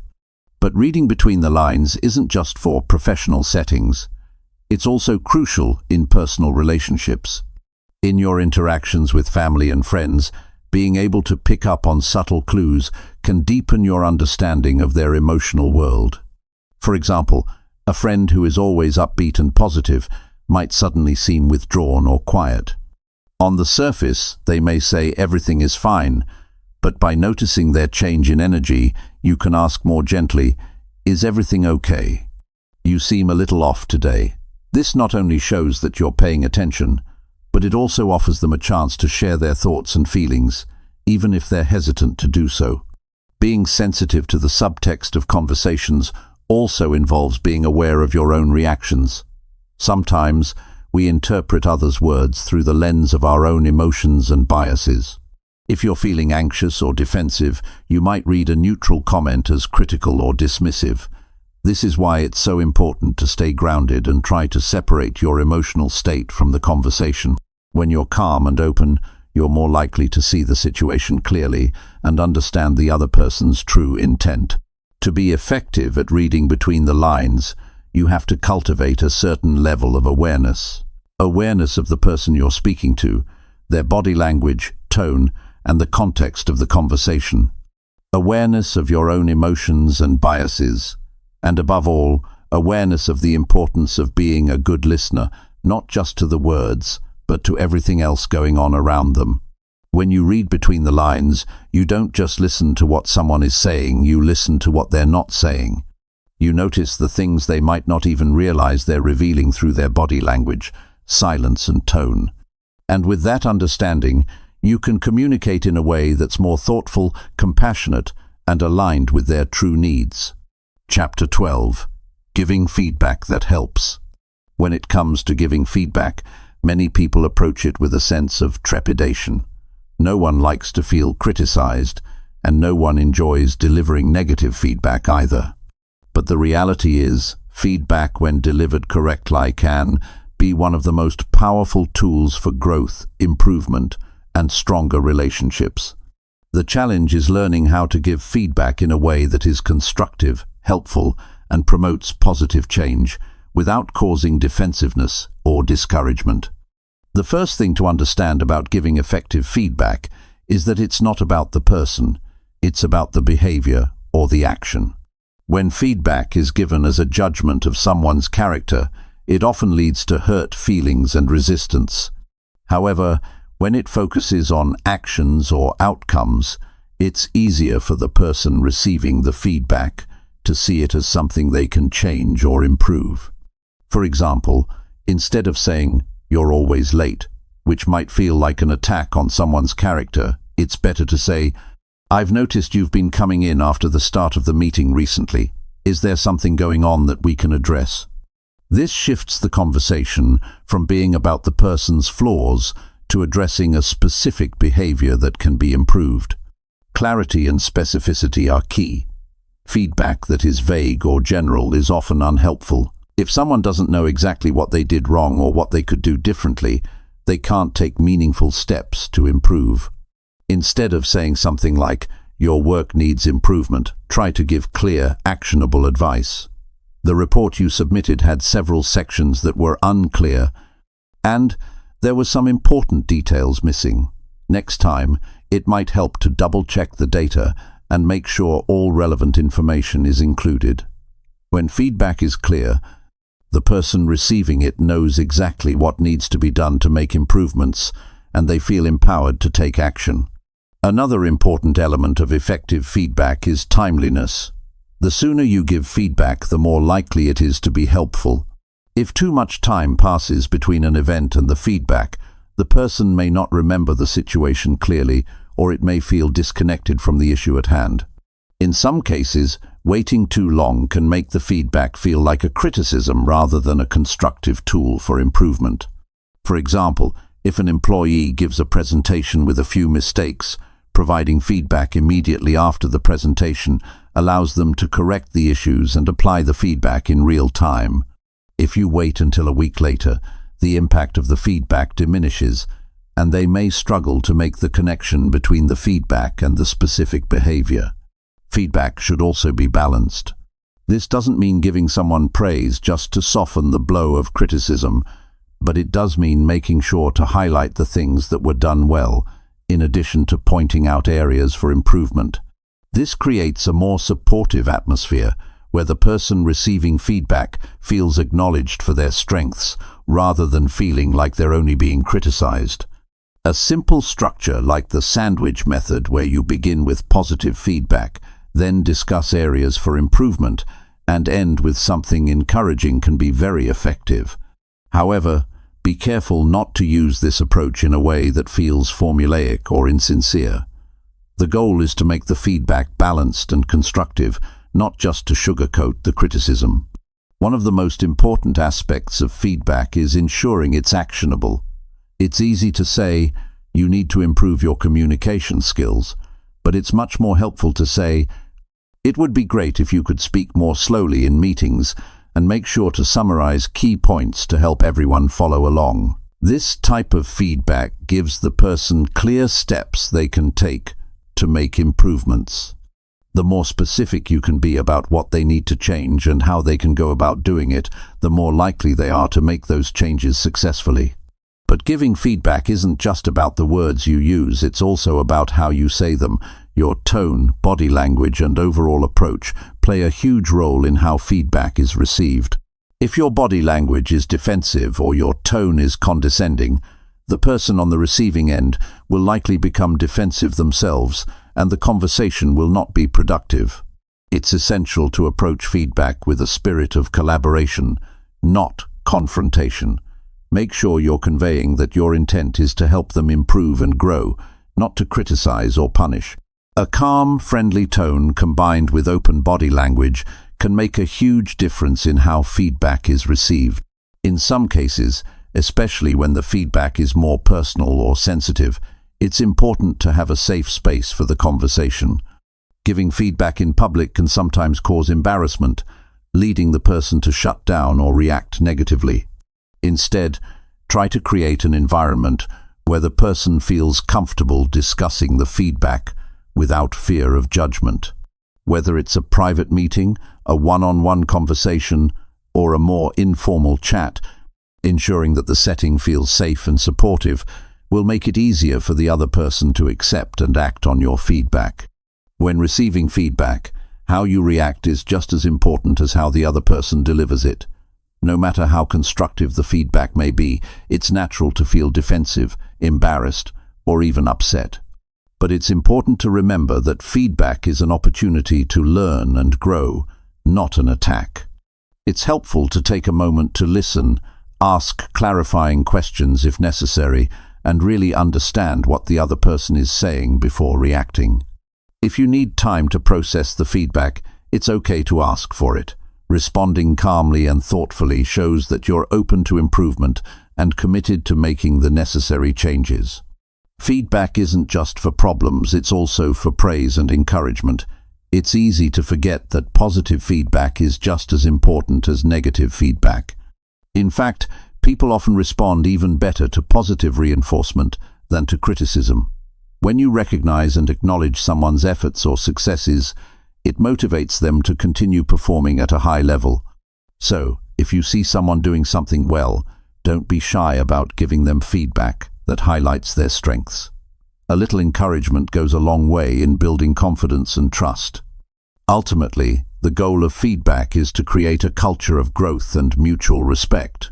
When feedback is given in a way that is specific, timely, actionable, and delivered with empathy, it fosters an environment where people feel comfortable learning from their mistakes, building on their strengths, and improving their performance.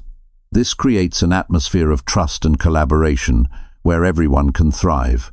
By focusing on both the positives and areas for improvement, feedback can become a powerful tool for continuous development and stronger relationships, whether at work, at home, or in any other area of life.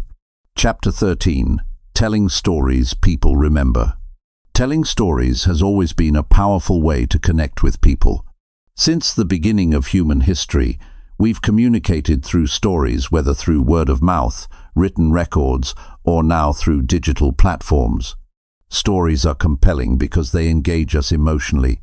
They capture our attention, and they make complex ideas easier to understand. When we share a story, we allow others to see the world through our eyes, to feel what we've felt, and to experience something that may be new or unfamiliar to them.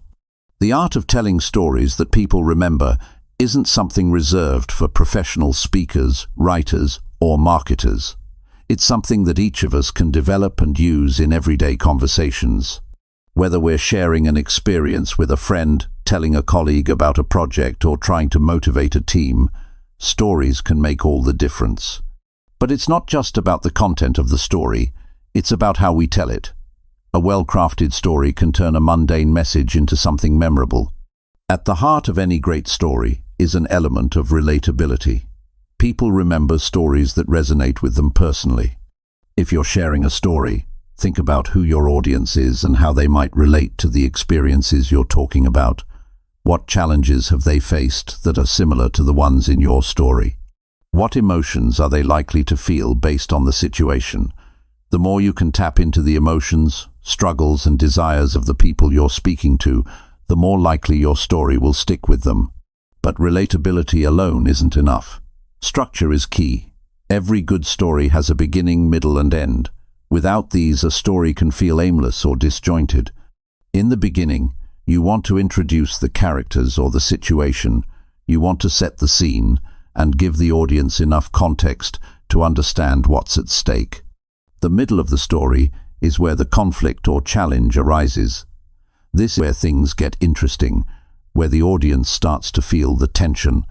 The resolution comes at the end, where the challenge is resolved in some way, and the audience is left with a sense of closure or insight. Without this structure, stories can feel incomplete or unsatisfying. A lot of people are afraid to tell stories because they think they need to be perfect or dramatic to capture attention, but the best stories often come from the simplest, most genuine experiences. A story doesn't need to have a grand plot or a huge twist to make an impact. Sometimes the most powerful stories come from everyday moments. Think about the last time you had a conversation with a close friend or family member. It wasn't about grandiose events, but rather the small, relatable details that made the story meaningful. When you tell a story that's rooted in authenticity, people can connect with it in a way that feels real. One key aspect of effective storytelling is the use of details. Details bring your story to life, making it more vivid and engaging. Instead of simply saying, "It was a difficult situation," describe what made it difficult. What did you feel? What did you see? What were the stakes? The more sensory details you add, what you heard, saw, or even smelled, the more your audience will feel like they were there with you. A story with rich details feels more alive, more real, and more compelling. However, while details are important, it's also essential to keep the story focused. It's easy to get carried away with too many tangents or unnecessary information. A good story has a clear point or message, and every detail should serve to support that message. If something doesn't add to the story or help move it forward, it's better to leave it out. People appreciate stories that get to the point and don't waste time. That doesn't mean you shouldn't be descriptive or engaging, just be mindful of what matters and what doesn't. Another important element of storytelling is emotion. Emotions are what make a story memorable. People remember how you made them feel, even more than they remember what you said. When you tell a story that evokes emotion, whether it's joy, fear, sadness, or excitement, you're tapping into something deeper than just the facts. Emotion connects people on a human level.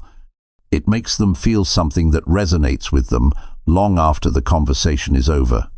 As you tell your story, don't be afraid to show vulnerability. Vulnerability is one of the most powerful tools in storytelling. When you're open and honest about your struggles, failures, or moments of doubt, people can relate to you in a way that they can't if you're only sharing successes. Vulnerability humanizes you and makes you more approachable. It creates a sense of trust and connection. And often, these are the stories that people remember the most, the ones where you show who you really are, rather than just the polished version of yourself. Another aspect to consider is timing. The best stories are told at the right time. If you're telling a story in a conversation, it should fit the moment. Don't force a story into a situation where it doesn't feel natural. The flow of a conversation matters. If you're sharing a story to make a point, make sure it's relevant to the topic at hand. And, just as important, know when to stop. A story can lose its impact if it goes on too long or feels like it's dragging. Keep your story concise and make sure it has a clear ending. One technique that's often overlooked is the use of pauses. Pauses are incredibly effective in storytelling because they build suspense and give your audience time to absorb what you've just said. Pausing at key moments, especially before a big reveal or punchline, can heighten the emotional impact of the story. It gives your audience space to reflect on what's been said and builds anticipation for what comes next. Another important element of storytelling is engaging the audience. A story is a conversation, not a lecture. This means that your audience should feel like they're part of the experience. One way to do this is by asking questions during your story or involving them in some way. For example, instead of just saying, "I learned an important lesson that day," you might say, "Have you ever been in a situation where you thought you couldn't handle it, but you found a way to push through?" This gets your audience thinking about their own experiences and makes them feel more connected to your story. At the end of the day, the power of storytelling lies in its ability to connect. It's a tool for building relationships, for creating empathy, and for sharing our experiences with others. The stories we tell shape how we are perceived, how we relate to one another, and how we make sense of the world. By learning to tell stories that are authentic, engaging, and impactful, we open up the possibility for deeper connections and more meaningful conversations. Storytelling isn't just a skill, it's a bridge between hearts, and when done well, it has the power to change the way people think and feel. Chapter 14. Managing Emotions in Conversations. Sometimes conversations can quickly turn tense. Emotions run high, words get exchanged, and before you know it, what could have been a simple discussion becomes a full-blown argument. We've all been there. You're trying to express something important, but it's hard to get the words right without feeling frustrated. Or perhaps the person you're speaking with is defensive, unwilling to listen, and suddenly the situation is spiraling. The truth is, emotions play a huge part in how we communicate, and when they're not managed well, things can easily go south. Learning to manage your emotions and the emotions of others during tough conversations is one of the most important skills for effective communication. First, it's essential to recognize that emotions aren't something we can simply turn off. They are a natural, human response to our thoughts and experiences. And whether we're aware of it or not, our emotions are always influencing the way we speak and listen. What happens in a difficult conversation is that our emotional reactions often take over, making it harder to think clearly and respond rationally. In those moments, it's easy to get defensive, angry, or upset, and that usually only escalates the conflict. But if we can pause and take a step back, we have the chance to regain control of the situation.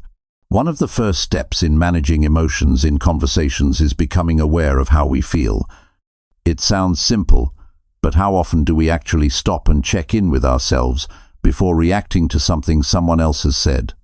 It's so easy to get swept up in the moment, but when we can pause and identify what we're feeling, whether it's frustration, anxiety, or even excitement, it gives us the space we need to respond more thoughtfully. For example, if you feel yourself getting angry, instead of reacting immediately, take a deep breath.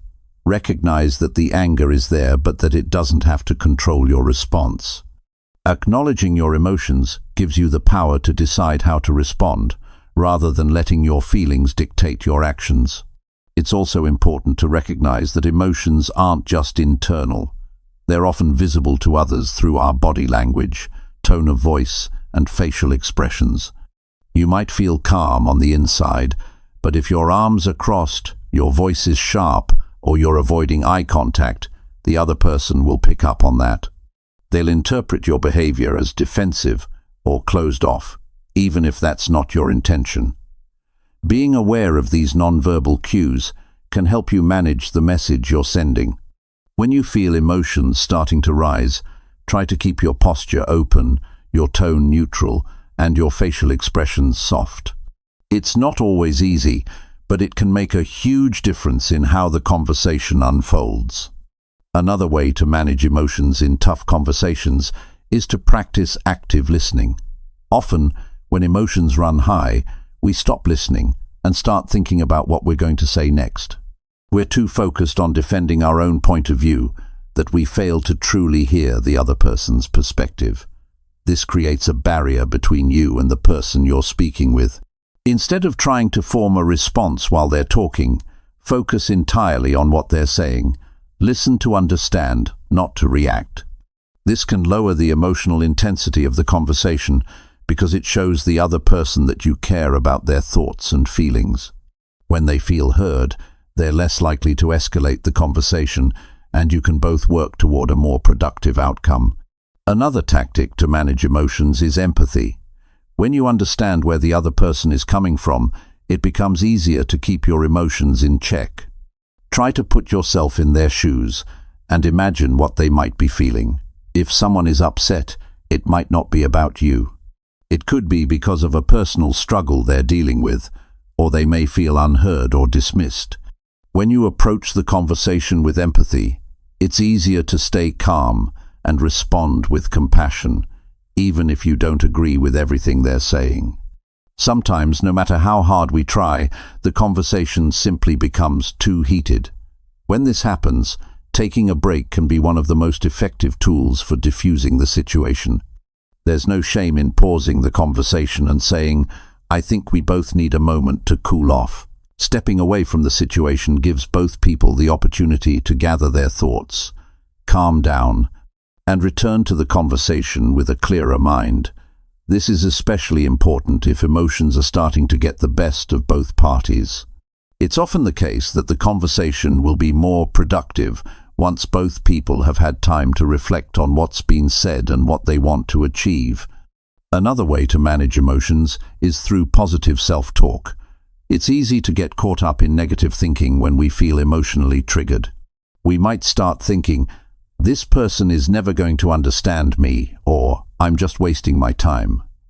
These thoughts can make it harder to stay calm, and they can also make the situation feel more personal than it actually is. Instead of falling into these patterns of negative thinking, try shifting your internal dialogue. Remind yourself that this is just a conversation, that it's okay to disagree, and that staying calm will help you communicate more effectively. You don't have to win every argument or convince the other person that you're right. Focus on finding a solution or understanding the other person's perspective. Managing your emotions doesn't mean you have to suppress them.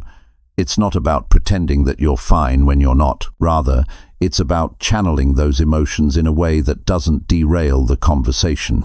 When you feel frustrated or upset, express that in a constructive way.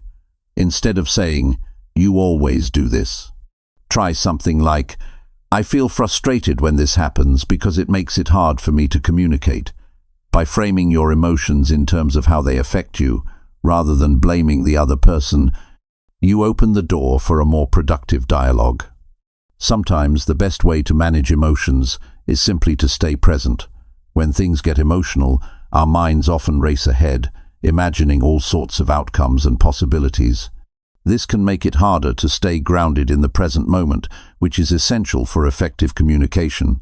Focus on the here and now and the conversation at hand, on what's being said, and on the solutions you're trying to find together.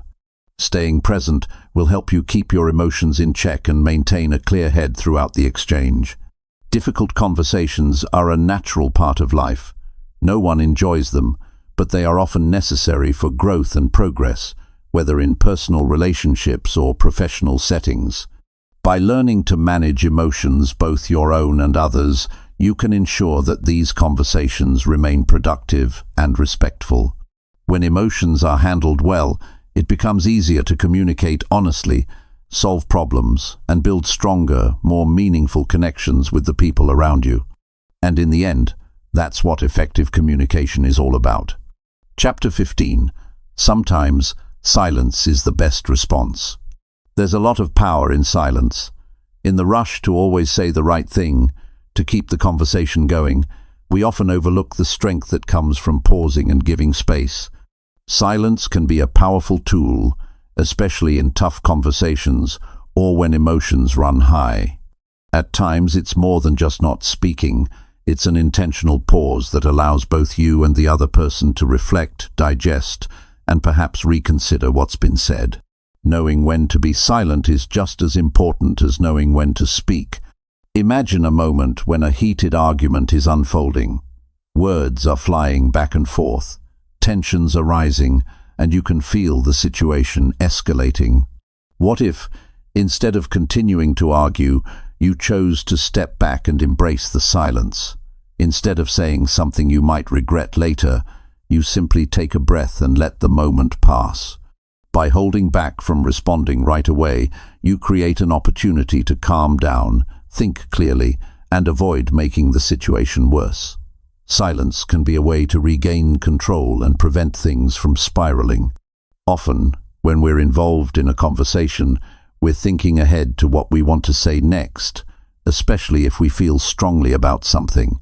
The desire to respond quickly is natural, but it can lead us to react impulsively rather than responding thoughtfully. Pausing for a moment allows you to take a step back, collect your thoughts, and then decide what you want to say with a clearer perspective.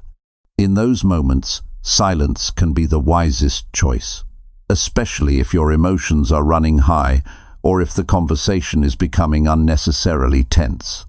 You might be surprised at how often a pause can turn a potentially negative interaction into something more meaningful and productive. When you choose silence, you also give the other person space to think.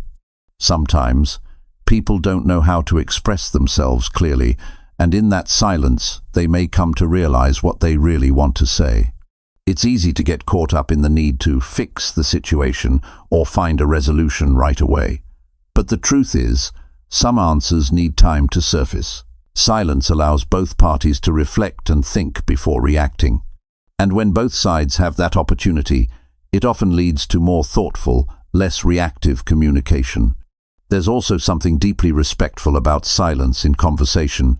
It shows that you value the other person's thoughts and feelings. Instead of talking over them or cutting them off, you let them speak at their own pace, giving them the room they need to express themselves fully. Sometimes, when we're talking with others, we become so eager to share our point of view that we forget to listen. A moment of silence can be the most respectful thing you can offer in an exchange. It lets the other person know that their words matter. Silence can also create a sense of comfort. Imagine sitting with a close friend or family member in complete silence, but feeling completely at ease. There's no need for constant chatter, no pressure to fill the space with words. This type of silence is a quiet form of connection.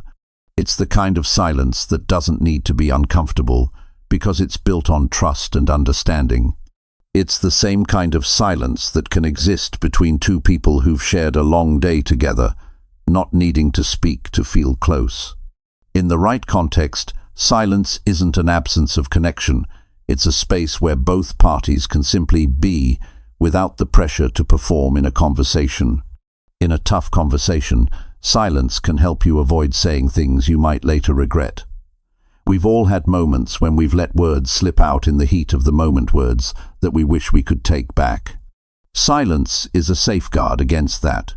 Instead of reacting impulsively, a moment of stillness gives you the chance to process your feelings and choose your response carefully. It's easy to think that saying something immediately will help resolve a situation, but sometimes the best resolution is to settle.